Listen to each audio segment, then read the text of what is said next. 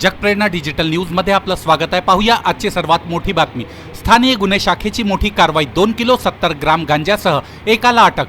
गोंदिया जिल्हा पोलीस अधीक्षक गोरख भामरे यांच्या मार्गदर्शनाखाली स्थानीय गुन्हे शाखेने अंमली पदार्थ विक्री विरुद्ध मोठी मोहीम उघडली आहे। सुंदरनगर परिसरात धाड घालून पोलिसांनी 2 किलो 70 ग्राम ओला गांजा आणि रोख रकमेसह एकूण 76,040 रुपयांचा मुद्देमाल जप्त केला असून एका आरोपीला बेड्या ठोकल्या आहेत। बुधवार 29 एप्रिल 2026 रोजी स्थानीय गुन्हे शाखेचे पथक गोंदिया शहरात पेट्रोलिंग करत असताना त्यांना गुप्त माहिती मिळाली।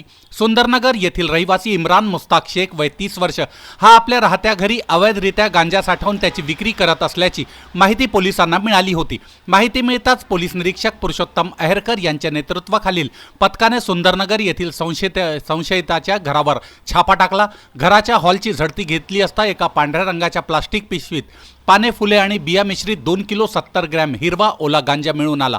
पोलिसांनी आरोपी इम्रान शेख याला ताब्यात घेऊन विचारपूस केली असता त्याने हा गांजा गोविंद अग्रवाल राहणार वसंतनगर गोंदिया याच्याकडून विकत घेतल्याचे कबूल केले।